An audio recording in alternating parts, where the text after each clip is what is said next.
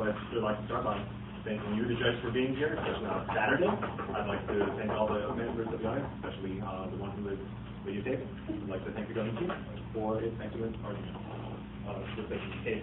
So I'd like to start with my first disadvantage. Is that it's a political process disadvantage.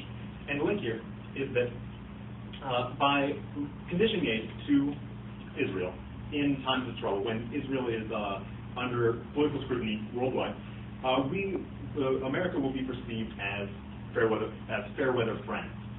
So the internal link here is that when other countries who are currently our allies see that we are only giving aid to them in fair weather and when things are good, and we immediately condition it as soon as things go bad, that they will stop. They will see that we are not concrete friends, and countries in the UN will see that we are not willing to back them up in good times and bad. So the impacts here are that they will be.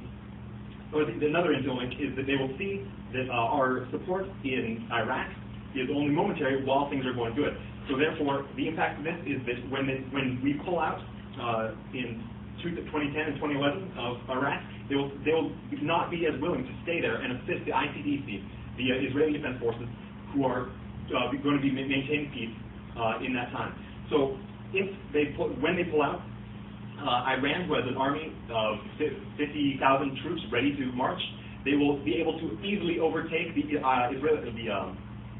Iraqi Defense Force, and it will lead to the genocide of the Kurds, because both Iran and the parliament of Iraq are of the Shiite religion, and they have been historically at war with the Kurds, and so the problem here is that when Iran marches on Iraq to take it over, they will have a genocide of the Kurds.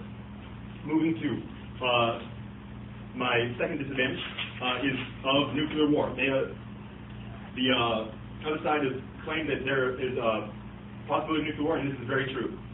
That the contention here is the uniqueness is nuclear war will happen if we condition aid. The reason is that the president of Israel has said that he is not willing to take conditioned aid. That Israel feels like they are being attacked by the Palestinians and the surrounding groups, and they will not accept any form of reneging on our aid that we have sent for the past 8 years. So when we condition aid, the Israelis will not accept it because the government cannot fiat its solvency and fiat Israel accepting it. It is clear, because the president of Israel has said they will not take it, that Israel will not receive this aid, and they will see that Israel is isolated. The other countries around Israel, such as Palestine and Saudi Arabia, will see that that Israel is isolated and they are vulnerable, and they will be able to strike. So the impacts of this are that when other countries see that they are vulnerable and they strike, Israel will use its only forms of weapons to fight against these powers, which they are vastly outnumbered by.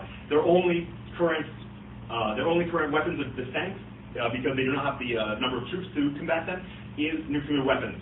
So if we condition our aid, then Israel will be forced to use nuclear weapons to defend themselves. There's not a single country in the Middle East which does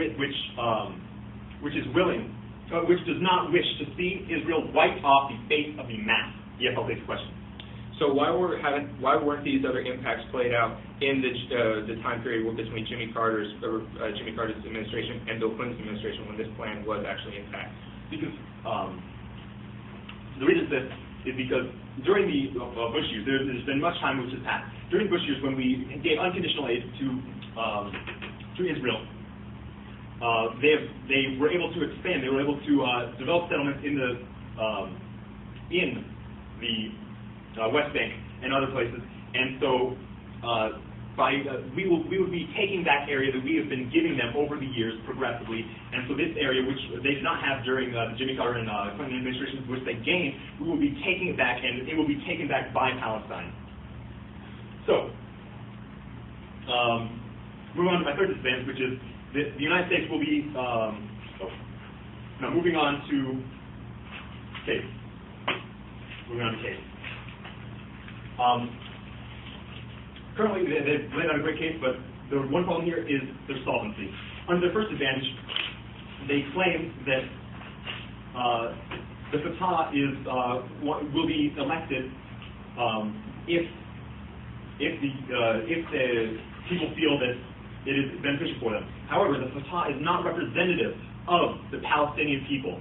The Fatah currently, the government has admitted that Fatah is currently at a disadvantage because he is submitting to these wills of Israel because Israel has the backing of the Western world. However, the Fatah is not representative of these people, and because of this, their solvency, that the Fatah will gain credibility if there is, if this condition aid is accepted. The problem here is that this condition aid will not be accepted, and that, or it cannot be fiated that this conditional aid will be accepted, and therefore the Fatah's growth in credibility cannot be fiated, and because he is not representative of the people around him, and in his lenient ways, there's no solvency guarantees between giving this conditional aid and stopping the development in the West Bank and the impact on the Fatah's representation. Because the reason that the Fatah is not representative of the Palestinian people is because there's not a single country in the Middle East that does not want to see Israel gone. For whatever reason, mostly for religious reasons, they do not want Israel there. They feel they are encroaching. They feel that Palestinians have a Palestinian right to return. On their second disadvantage, it's the same problem, that they claim solvency for the Israeli hegemony, and they claim the advantage of the increased population with allies in Saudi Arabia and Arabia. But the problem here is that Israel will not be accepting this conditional aid because the president of Israel has said no. And so this is pragmatically an example where he has shown that he will not accept it because it will mean the devastation of his people. He will be isolated and he will be attacked. And they feel they have a right to be there. For these reasons, for these reasons of the two disadvantages of the poor political process and the nuclear war, which will be caused, I urge you to vote in the negative. Thank you.